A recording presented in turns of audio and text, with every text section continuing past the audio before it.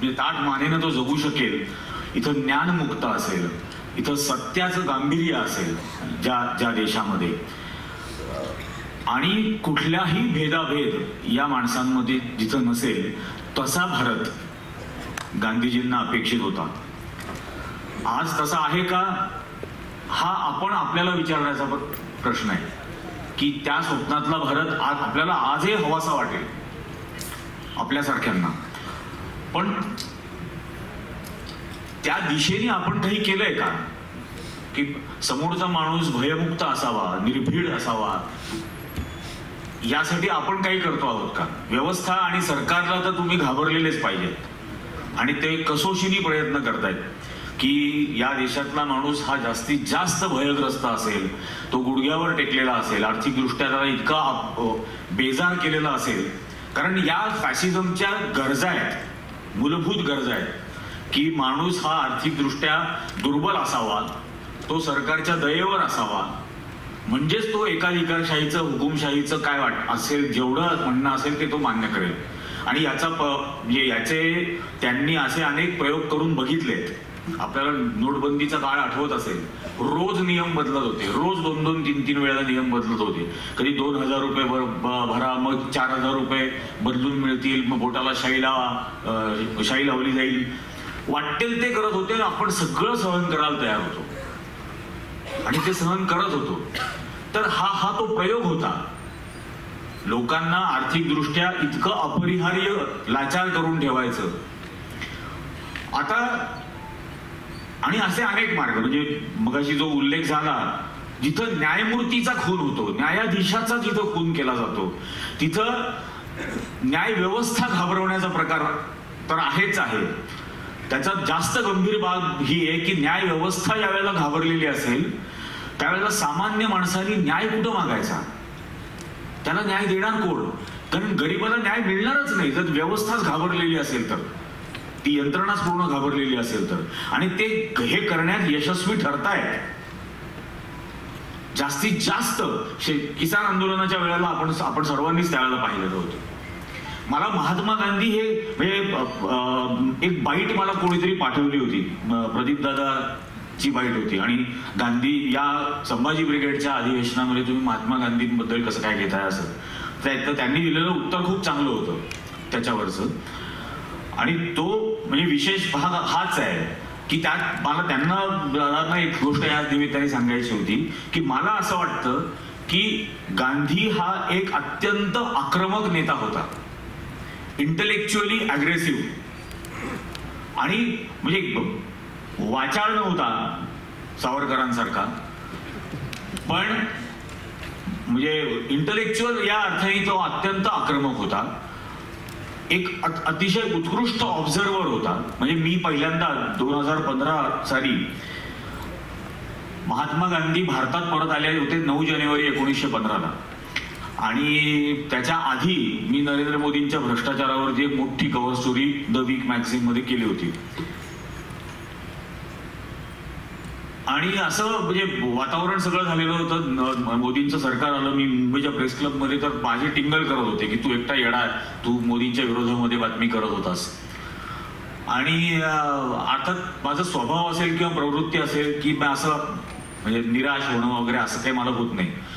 तर त्यावेळेला मी मुंबई विद्यापीठामध्ये एक सायकोलॉजी डिपार्टमेंटला एक डॉक्टर विवेक बेलेकर आहेत, त्यांना भेटायला गेलो होतो. आणि मी त्यांना असं म्हटलं होतं की मला या निवडणुकीचं मानसशास्त्रीय विश्लेषण करून सांगा की लोकांनी या येड्याला कसं काय निवडलं.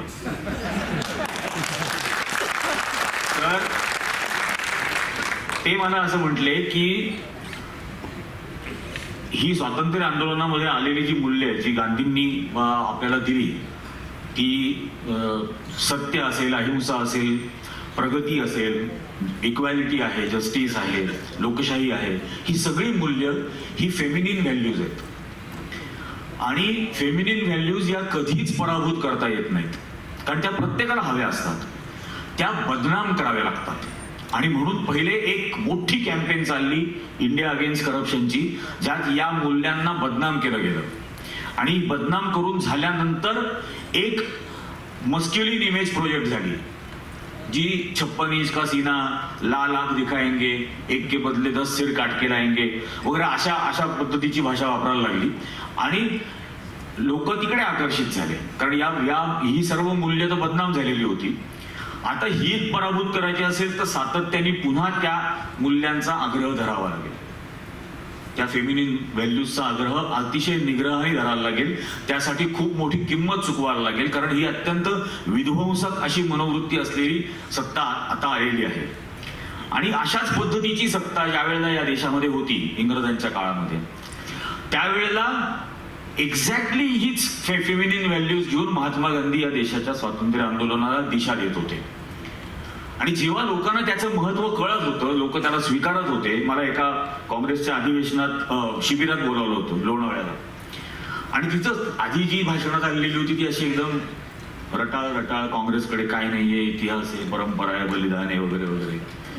मग त्यावेळेला मी त्यांना माझी सुरुवातच मी अशी केली होती की बा काँग्रेसकडे काय नाहीये हे मी सांगतो.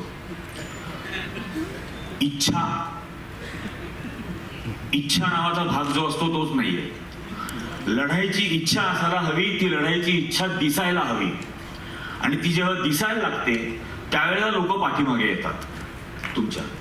आणि आदल्या दिवशी अशोक चव्हाण सोडून गेले होते तर म्हटलं सगळ्यांचा असा समज आहे, या पक्ष बदलणाऱ्यांचा त्यांचा असा भ्रम आहे की त्यांच्या परिसरामध्ये ते म्हणजे काँग्रेस. म्हटलं 1885 ला काँग्रेस स्थापन झाली, 1915 ला गांधीजी भारतामध्ये आले. पहिले 30 वर्ष भारतातली काँग्रेस ही जिनांची काँग्रेस, टिळकांची काँग्रेस, गोखलेंची काँग्रेस अशीच ओळखली जात होती. गांधींनी आल्या ती लोकांची काँग्रेस करायला सुरुवात केली. आणि जसजशी ती लोकांची करायला सुरुवात केली, जसजसं लोक तिला स्वीकारत गेले, तसतसं या सगळ्या प्रस्थापितांच्या हातातून हा देश निसटायला लागला. इंग्रजांच्या हातातून, उच्चवर्णीयांच्या हातातून, हे जे आज धर्मांचं मार्तंड करू पाहतायत त्या सगळ्यांच्या हातातून हा देश निसटून गेला. आणि तो लोकांच्या स्वीकारलेल्या काँग्रेसचा झाला. एक्झॅक्टली 2 वर्षापासून त्या शिबिरात मी असं म्हटलं होतं की एक्झॅक्टली 2 वर्षापासून हेच राहुल गांधी करतोय की पुन्हा एकदा ही लोकांची करायचा प्रयत्न करतोय. आणि ज्या वेळेला लोक तिला स्वीकारतील तेव्हा हे जे प्रस्थापित इथं सरंजाम निर्माण झालेले आहेत यांच्या हातातून कधी सुटून गेली सत्ता हे कळायचं पण नाही त्यांना. आज ही सर्वात मोठी गरज आहे की या पद्धतीने आपण लोकांच्यासाठी जाणार आहोत का. ही जी मूल्य आहेत, सत्य किंवा सत्याचा आग्रह, सत्याग्रह, हे सत्याग्रह आज आपण करायला तयार आहोत का. या देशातल्या सामान्य शेतकऱ्यांनी 13 महिने दिल्लीच्या सीमेवरती ठाण मांडलं आणि सत्याग्रह केला, सत्याचा आग्रह केला. आणि त्यांनी दाखवून दिलं की सत्याग्रह जर केला तर उन्मत्त झालेले सरकारला सुद्धा खाली झुकावं लागलं आणि मेरी तपश्चर्या में कमी रह गई असं बोलावं लागलं. ते कृषी कायदे मागे घ्यावे लागले. हे त्या सामान्य शेतकऱ्यांनी पुन्हा एकदा करून दाखवलं. त्याच महात्मा गांधींनी सांगितलेल्या मार्गावरून जात असताना अहिंसेचा सुद्धा वापर कसा करणार हे समजा. म्हणजे मगाशी चंद्रकांत दादांनी पण जे सांगितलं ते खूप महत्वाचं आहे की भ्याड माणसाच्या अहिंसेपेक्षा जास्त शूर माणसाने केलेली हिंसा ही जास्त प्रिय असेल. आपण ते शौर्य दाखवणार आहोत का. म्हणजे बदलापूर सारख्या घटना घडतात आणि मेणबत्त्या घेऊन फिरतात. मेणबत्त्यानी पेटवा, त्या बलात्काराला पेटवा, हे होऊच कसं शकतं या महाराष्ट्रात. हे करण्याची हिंमत कशी होऊ शकते कोणाची तरी. आणि मग त्याची समर्थन त्या महिला पत्रकाराला तो कोण फालतू उन्मत्त राजकारणी घेतला तो म्हणतो तुझ्यावर बलात्कार झाल्यासारखी बातम्या तू करतेस, जोडाकडून मारायला पाहिजे होता. हे होतंय इथं. आणि हा अशा पद्धतीने त्या गांधींच्या स्वप्नातला भारत होणार आहे का. चित्त जहा भयविहीन शीर्ष जहा उच्चरे, हे कसं शक्य आहे. या प्रत्येक गोष्टीचा आपण विचार करणार आहोत का. मिठाचा सत्याग्रह झाला कसा होता, का बरं झाला होता. मिठावरती कर लावला म्हणून सत्याग्रह केला, अख्खा देश उभा राहिला त्याच्या विरोधात. आता प्रत्येक गोष्टीवर जीएसटी लावलाय ना.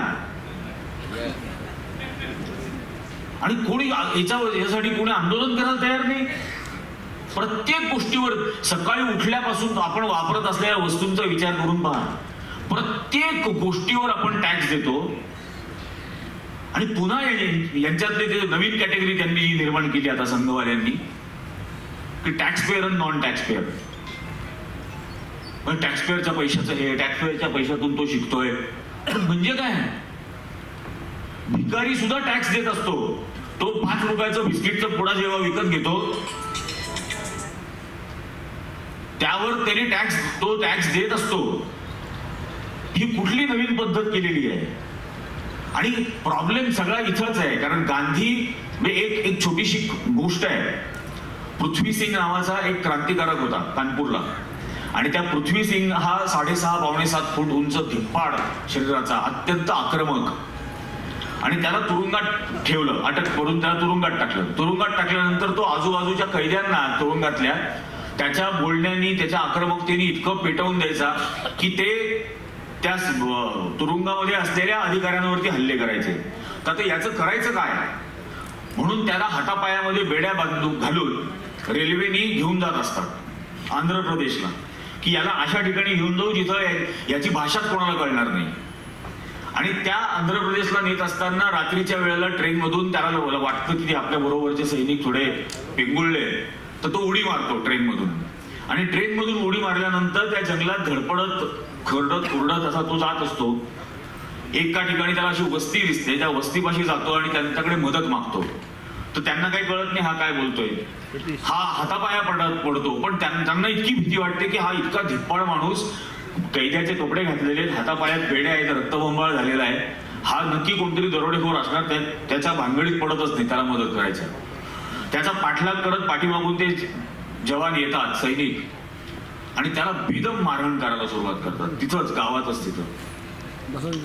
आणि तो जीवाच्या आकांताने ओरडत असतो, मदत मागत असतो, कोणाला काही कळत नसतं, हा काय सगळं गाव असं भेदरल्यासारखं पाहत असतं. आणि अचानक तो ओरडतो, महात्मा गांधी की जय, आणि वीज चमकावी तसं ते गाव जागं होतं. त्या माणसाची ओळख पटते, अख्ख्या गावाला कळतं हा कोण आहे. आणि सगळं गाव त्या जवानांवरती तुटून पडतं. त्याची मुक्तता करतात, त्याच्या हातापायातल्या बेऱ्या तोडतात, त्याला कपडे नवीन देतात, त्याला दुसऱ्या गावापर्यंत सोडायला जातात. कारण हे नाव या देशामधले जात, धर्म, पंथ, लिंग, भाषा, प्रत्येक भेदाभेदाच्या पलीकडे जाणारं हे नाव आहे. म्हणून हत्या सुद्धा याच नावाच्या होतात. आणि हा आत्ताच्याही व्यवस्थेचा हा सर्वात मोठा प्रॉब्लेम आहे. का राहुल गांधींचीच टिंगल कवाळी केली जाते, का त्यांना ट्रोल केलं जातं? कारण हे नाव एक दिवशी सगळ्या भेदांच्या पलीकडे जाईल हे भय जे बसलेलं आहे रेशीम बागेच्या मनात, त्यामुळे हा इतका मोठ्या प्रमाणावरचा द्वेष केला जातो. चरखा तुमच्यापैकी कोणी चालवून पाहिलाय की नाही मला माहित नाही, पण चरखा शिकावा अशी गोष्ट आहे. आम्ही आमच्याकडे तो एक चरखा क्लब पण चालवतो नाशिकला. म्हणजे 2 हातांचं कोऑर्डिनेशन इतकं अद्भुत ठेवायला लागतं. तुमचा उजवा आणि डावा मेंदू दोन्हीही सक्रिय होतात, ऍक्टिव्हेट होतात. त्याचे अनेक हजार फायदे मिळतात. मेडिटेशनच्या अवस्थेत तुम्ही जाता ते सगळं करत असताना. कॉन्सन्ट्रेशन प्रचंड वाढतं, स्मरणशक्ती प्रचंड वाढते. आणि ही गोष्ट या देशातल्या सामान्य माणसाच्या हातात दिली आणि त्याला सांगितलं तुझं सूत तू कात, त्या कातलेल्या सुताचा कापड तू बनव. आणि त्याला एम्पॉवरमेंटची फिलिंग दिली की हे सगळं करून तू इंग्रजांची सत्ता उलथवणार आहेस.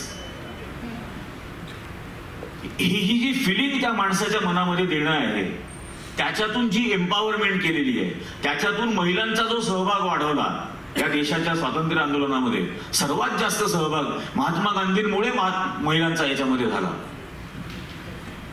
तर ही अशी एम्पॉवरमेंट देणारी लिडरशिप आज आपल्याला दिसते का राजकारणात, प्रचलित राजकारणात? म्हणजे प्रवीण दादा किंवा हे तर आहेत, त्यात काहीच शंका नाही.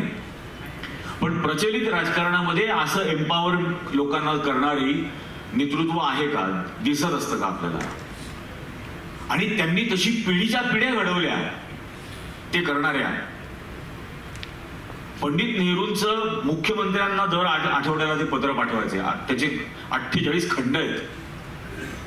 आणि तुमच्या राज्यामध्ये काय करायला हवं, या देशाच्या प्रगतीसाठी जग कुठे चाललेलं आहे, हे सगळं ते दर आठवड्याला मुख्यमंत्र्यांना लिहायचे.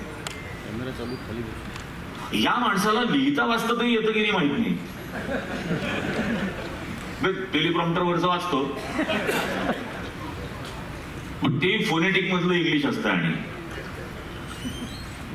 आज हा खूप महत्वाचा विचार करण्याची गरज आहे की महात्मा गांधींच्या मार्गाने जर का आपण चाललो तरच या देशाची प्रगती होऊ शकते.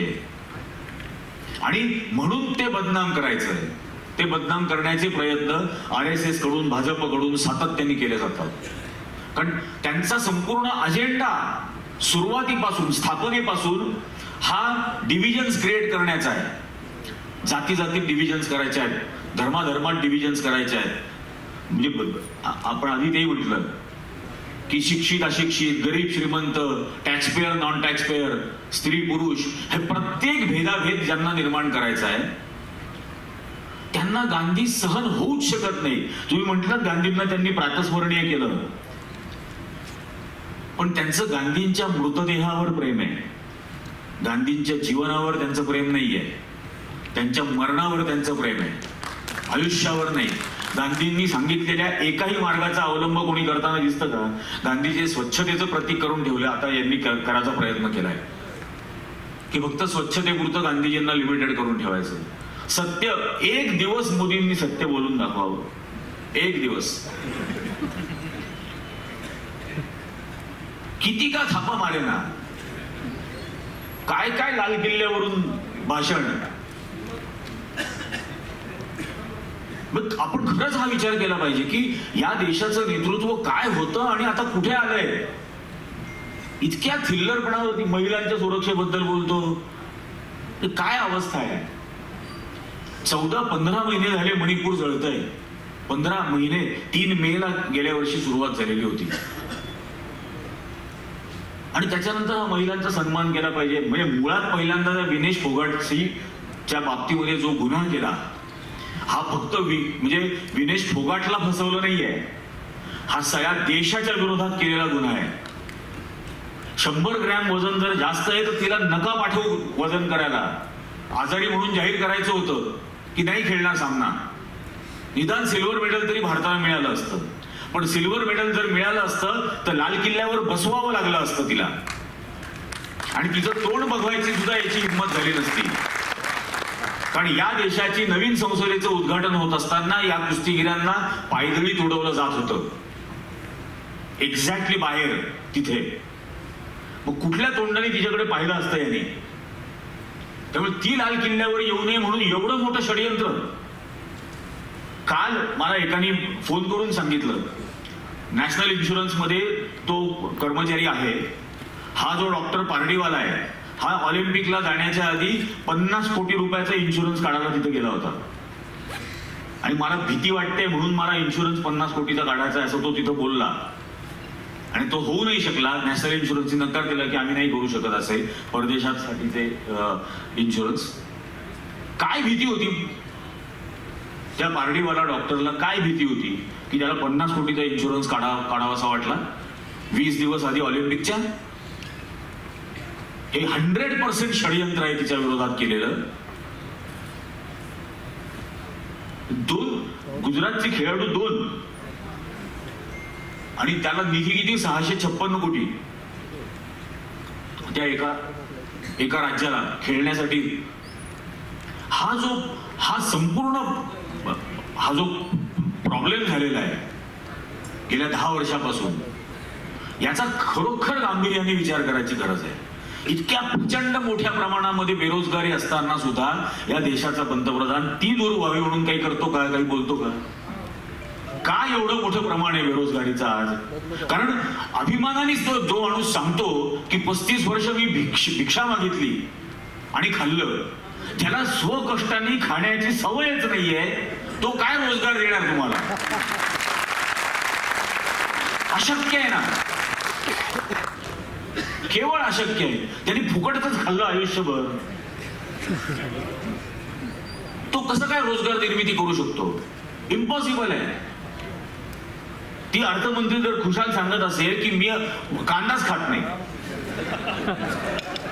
ती काय कांदा उत्पादकाला, माझ्या नाशिक जिल्ह्यातल्या शेतकऱ्याला न्याय देणार आहे? विषयच येत नाही हा.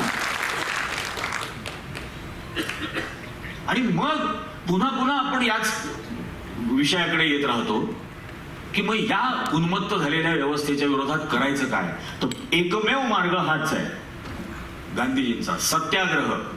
निर्भीडपणाने बोलायचं. काय एक जन्म मिळालेला आहे, माझा काय पुनर्जन्मावर वगैरे विश्वास नाही, देवावर नाही, धर्मावर नाही, काहीच नाही.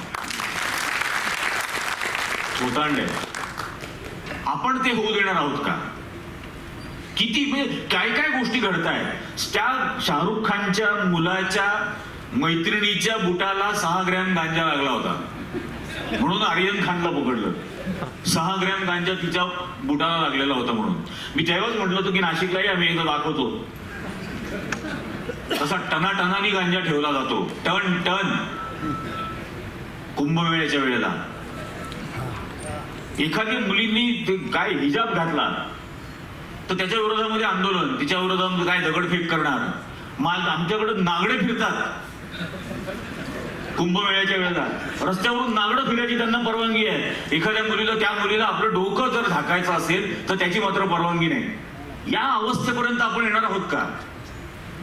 रादर आलेलो आहोत. आता तरीच उठणार आहोत का याच्या विरोधात? काय काय होत राहणार आहे? तो छपरी तडीपार पुण्यामध्ये येऊन भाषण करतो पवार साहेबांबद्दल, आणि काय भ्रष्टाचार का सरगना. अरे टिनपाट तू दिलं ना त्यांना पद्मविभूषण, हा बोलणार काय? आम्हाला भ्रष्टाचाराबद्दल बोलायचं नाही म्हणे, त्यांना बोलायचं नाही. मग तुम्ही केलं तर काय वाटेल ते चालणार? हा महाराष्ट्र आहे आणि या महाराष्ट्रामध्ये आमच्या ज्येष्ठांचा अनादर करण्याची आमची संस्कृती नाही. जर कोणी करणार असेल तर तोड फुटून काढू देतो. ही भाषा चालणारच नाही या देशात, या राज्यात. हाच महाराष्ट्र धर्म आहे. ही पद्धत आहे राज्यकर्त्यांची भाषा वापरायची. हा गृहमंत्री असताना संसदेमध्ये भाषण काय करत होता? 370 कलम ज्या दिवशी हटवलं त्या दिवशी फारुख अब्दुल्ला सभागृहात का नाही येत म्हणून विषय झाला, तेव्हा या देशाचा गृहमंत्री भाषा त्याची ऐका, कनपट्टी पे बंदूक लगा के लेके आऊं क्या उनको. ही भाषा देशाचा गृहमंत्री संसदेत वापरतो. ही काय पद्धत आहे? आणि अशा राज्यकर्त्यांच्या हातामध्ये आपण हा देश राहू देणार आहोत का? महाराष्ट्रात काय झालेलं आहे? महाराष्ट्राचं राजकारण इतक्या नीच पातळीला कधी गेलं होतं का? संताप यावा अशी परिस्थिती आहे सगळी. देवेंद्र फडणवीसनी लोकसभा निवडणुकीच्या वेळेला ते 2 अग्निवीर आहेतच त्यांच्याबरोबर.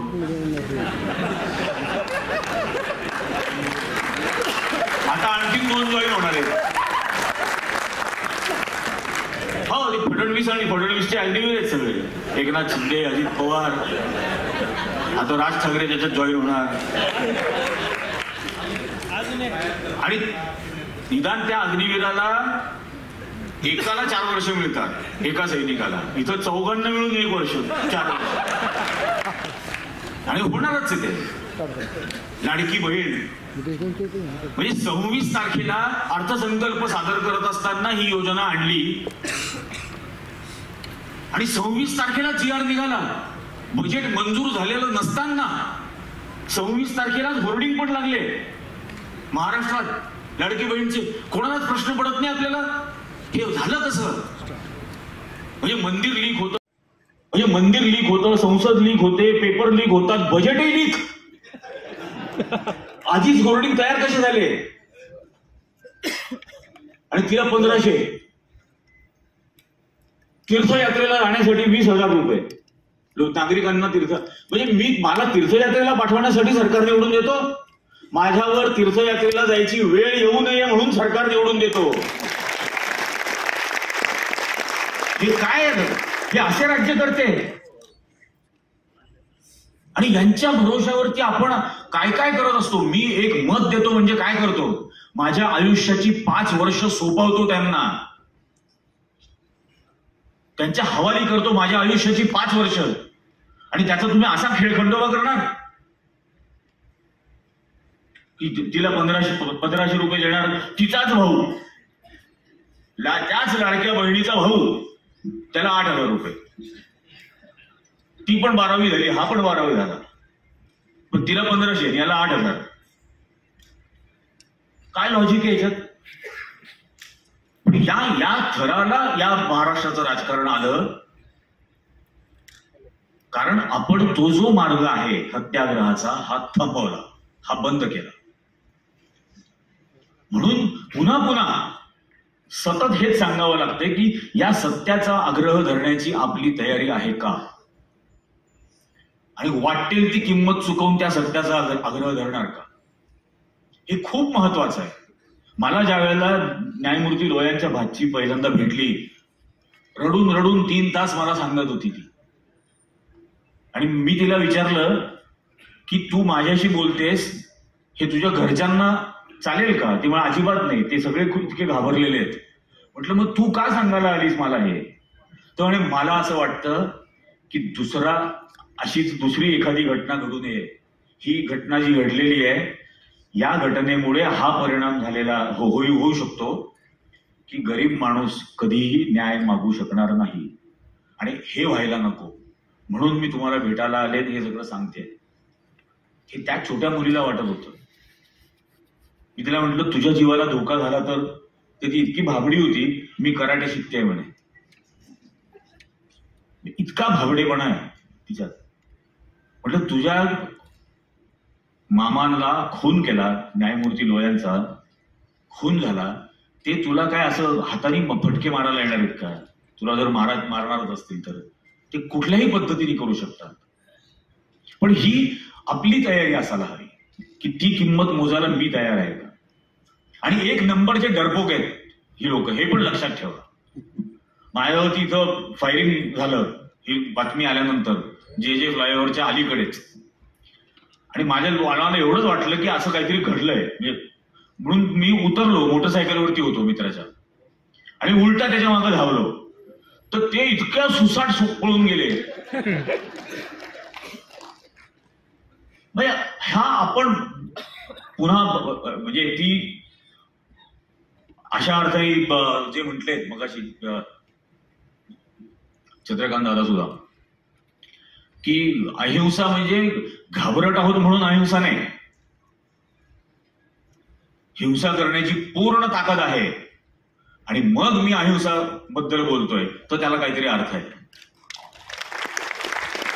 आज मी माझ्या बरोबरच्या लोकांना ती एम्पॉवरमेंट देणार आहे का, ती फिलिंग देणार आहे का की नाही हे केल्यामध्ये तू एम्पॉवर आहेस. मला माझ्या माणसांना एम्पॉवर करता आलं पाहिजे, त्यांच्या मनातलं भय काढून टाकता आलं पाहिजे. हे जे गांधींनी केलं, सामान्य माणसाच्या मनातलं भय काढून टाकलं. विचार करा तुम्ही, 10, 12, 16 वर्षाची मुलं, ही स्वातंत्र्य, शिरीष कुमार नंदुरबारचा 16 वर्षाचा मुलगा छातीवर गोळी खायला तयार होतो. गंमत आहे. आपल्याला हे करता आलं पाहिजे, आणि त्याचा सर्वोत्तम मार्ग गांधी समजून घेणं. मला स्वतःला अनुभव आहे. महात्मा गांधी 15 साली भारतामध्ये आल्यानंतर, थँक्यू, ट्रेननी भारतभर फिरले, आणि 2015ला त्याला 100 वर्ष होणार म्हणून मी असं ठरवलं की आपणही याच मार्गाने आता फिरायचं, एक्झॅक्टली त्याच रूटवरती, तसंच ट्रेनच्या 3rd क्लास कंपार्टमेंटने. आणि 16,432 किलोमीटर मी ट्रेनमधून फिरलो होतो एकूण, आणि हजारो लोकांची गप्पा ट्रेनमध्ये मारायच्या, जनरल क्लास कंपार्टमेंटनीच. मला इतके विलक्षण अनुभव आले. मुघलसराय स्टेशनला, मी वाराणसीहून पटण्याला चाललो होतो. मुघलसराय स्टेशनला सकाळी सकाळी ट्रेन थांबली, आणि ट्रेनमध्ये 10-12 मुलं चढले. मुघलसराय म्हणजे आता त्याचं नाव बदललंय, दीनदयाल उपाध्याय असं त्या स्टेशनचं नाव दिलंय, कारण त्यांचा खून तिथं झाला होता. हो, आणि संघाने एक सत्यशोधन समिती बनवली होती. त्या सत्यशोधन समितीचे प्रमुख बलराज मधोक होते, आणि बलराज मधोकांनी असा रिपोर्ट दिला की दीनदयाल उपाध्यायांचा खून हा अटल बिहारी वाजपेयी, नाना देशमुख आणि बाळासाहेब देवरसांनी केला, आणि नरेंद्र मोदींनी ज्याचा खून झाला त्याचं नाव दिलं रेल्वे स्टेशनला, आणि ज्यांनी खून केला त्यातल्या दोघांना दिलं भारतरत्न. आणि तिथं ती मुलं ट्रेनमध्ये चढली. त्या ट्रेनमध्ये चढल्यानंतर त्यांचा असा गोंधळ चालू होता, तर मी असा तिरका झालो, खाली बसलेलो होतो आणि फोटो काढायला लागलो. तर त्यांनी मला विचारलं, क्या कर रहा है? तर म्हटलं तस्वीर ले रहा हूं. क्यों? तर म्हटलं मैं पत्रकार हूं. पत्रकार हूं म्हटल्यानंतर ते असे लोंबकळत 5-6 जण माझ्यापाशी आले बसले, आणि ते माझ्याशी गांधी नेहरू, गांधी पटेल, गांधी जिना, गांधी सावरकर असं सगळ्या गप्पा मारायला लागले. त्यात एक मुलगा होता मिथुन सिंग नावाचा, जो सकाळी कॉलेजला जायचा आणि दुपारी कन्स्ट्रक्शन साईटवरती गवंड्याचं काम करायचा. तो मला म्हटला की बाबूजी, गांधीजी मर गए ऐसा मत बोलो, गांधीजी जिंदा है. ही नोव्हेंबर 2014ची गोष्ट. तर मी म्हटलं की तुम ऐसा क्यों सोचते हो कि गांधीजी जिंदा है? तो देखिए, गांधीजी के हत्यारे के प्रशंसक तो पहले भी थे, अब तो सत्ता में आए हैं, लेकिन फिर भी इन प्रशंसकों में से किसी की भी हिम्मत नहीं हुई अभी तक कि अपने बच्चे का नाम नथुराम रखे. और जब तक वो शर्म और हया जिंदा है तब तक गांधी जिंदा है.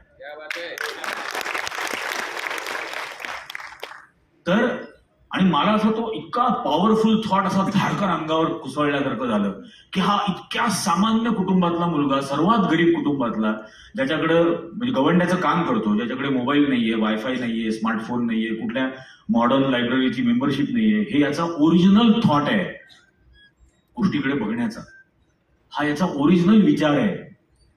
याच पिढीमध्ये इन्व्हेस्टमेंट करायला हवी, आणि ती जर करू शकलो, त्यांच्या मनामध्ये जर गांधी असा रुजवू शकलो, तर हे फॅसिस्ट काय, हजारो फॅसिस्ट येण्याचा प्रयत्न जरी झाला तरी भारतावर राज्य करता येणार नाही.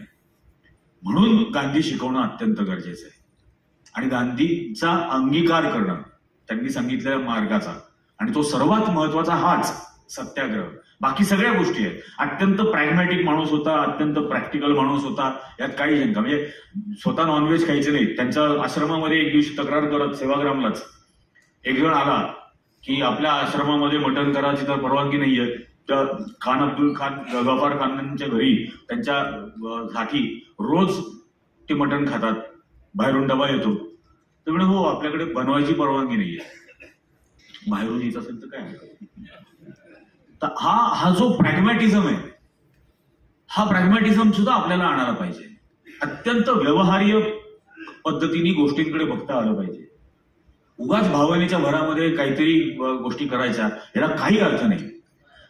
भूतकाळाबद्दल एक वाक्य न बोललेला हा राजकीय नेता आहे. जगभरातले नेते तुम्ही काढून पहा, प्रत्येकाने काहीतरी पास्ट टेन्स मधली नॅरेटिव्ह तयार केलेली आहेत. आपल्या देशात सुद्धा गांधी कधीही पुराणांबद्दल बोलले नाहीत, रामायणाबद्दल बोलले नाहीत, कशाच बद्दल नाही, मेडिव्हल हिस्ट्री बद्दल नाही, कधीही नाही. कायम आज हा प्रॉब्लेम आहे आणि याच्यासाठी मी हे करणार आहे,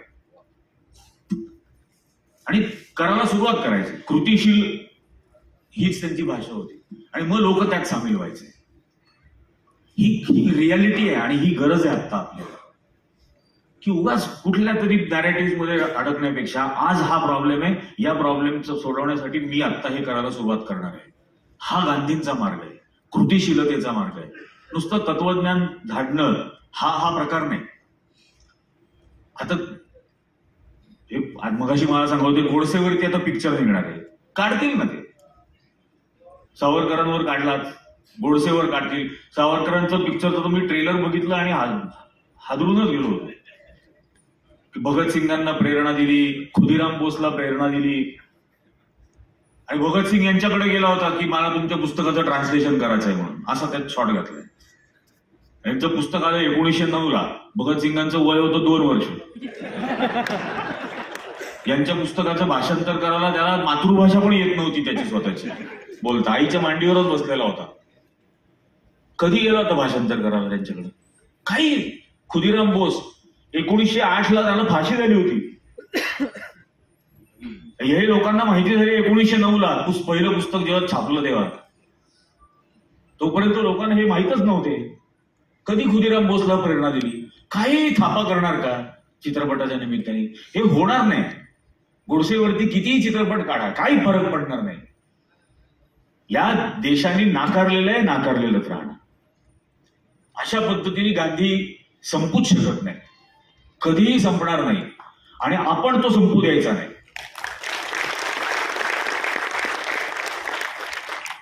मला ती कविता खरं इतकी आवडते. चित्त जहा भयविहीन शीर्ष जहा उच्चरे, सत्य का गंभीर जहा वाणी का उत्सरे, ज्ञान जहा मुक्त रे. आहे का मुक्त? ज्ञान मुक्त आहे. या ज्ञानाचं खाजगीकरण करून त्यांनी आता इतकं महागडं करून टाकलेलं आहे की गरीबाला ते मिळणारच नाही. मी रस्त्यावर पेपर विकले दादा, इयत्ता 4वी ते 12वी मी पेपर टाकायचो आणि पेपर टाकत असताना मी शाळेत जात होतो. त्याच्यातून मी नंतर इंजिनियर झालो. आज पेपर टाकणारा मुलगा इंजिनियर होण्याचं स्वप्न सुद्धा पाहू शकत नाही. स्वप्नात सुद्धा तो पाहू शकत नाही. मी आहेच माझ्या सरकारांचा ऋणी, निर्विवादपणे. आज परिस्थिती काय करून ठेवलेली आहे. आणि म्हणून हा जो मार्ग आहे महात्मा गांधींचा, या प्रत्येक गोष्टीसाठी आपल्याला सत्याग्रह करण्याची गरज आहे. आणि तरच हे उन्मत्त सत्ताधीश, तडफडणवीस सारखे हे आपण पुन्हा घरी बसवू शकतो. आणि हा खरंच हे लक्षात बरेच जण असं बोलत असतात की मोदी आणि शहा यांचं काय करायचं, मोदी शहाचं काय करायचं. मोदी आणि शहा ही लक्षणं आहेत, आजार नाही. आपल्याला आजारावर उपचार करायचा आहे. आजार रेशीम बागेत आहे, त्या आजारावरती उपचार झाला पाहिजे. मला खूप जण, आता आज गांधींचा विषय होता म्हणून मी काही बोललो तरी त्याबद्दल मला बरेच जण म्हणतात की तू काही झालं की मोदी शहावरती का बरं बोलायला सुरुवात करतो. मी खोटं वाटेल, मला डायबिटीसच्या पुस्तकाच्या प्रकाशनाला बोलवलं होतं आणि डायबिटीसच्या पुस्तकाच्या प्रकाशनाला पहिला 1 minute diabetes, 48 minute Narendra Modi, Amit Shah आणि RSS आणि शेवटचा 1 मिनिट पुन्हा डायबिटीस. आपला अजेंडा फिक्स आहे. 100%.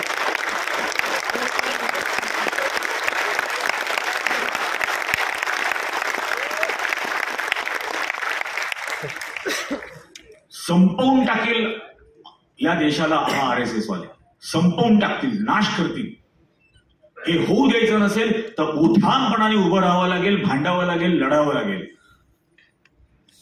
आणि म्हणजे महात्मा गांधी हा आदर्श का फक्त भारत स्वतंत्र नाही झाला, भारताच्या स्वातंत्र्य आंदोलनाची प्रेरणा घेऊन 46 देश स्वतंत्र झाले त्यानंतरच्या 10 वर्षात, 47 ते 57 या वर्षात. उगाच त्यांना महात्मा म्हणत नाही. त्या दिवशी मला यांचा फोन आला होता की नथुराम आणि चंद्रकांत, आपला महात्मा गांधी यांच्याबद्दल काहीतरी लिहायचंय. माझा मित्र कालच मला म्हणत होता. मी म्हटलं माझ्या मनात एक शॉर्ट फिल्म आहे, शॉर्ट फिल्मची स्क्रिप्ट आहे की गांधीजी इंद्राला म्हणतात मला नथुरामला भेटायचंय. इंद्र म्हणतो मी स्वर्गाचा प्रमुख आहे, तो इथं नाही. संपला पिक्चर.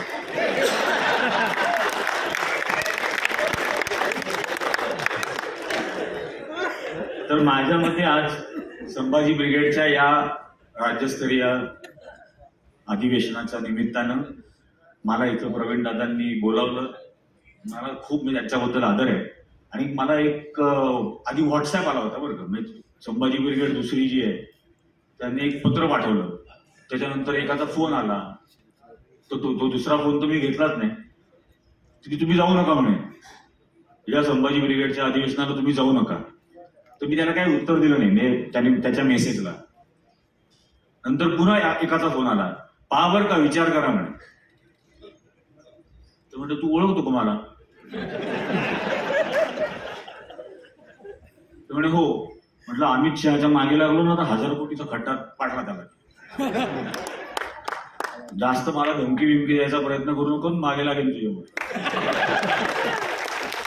मला या अधिवेशनाला बोलावलं याबद्दल आपल्या सगळ्यांचे अगदी मनपूर्वक आभार.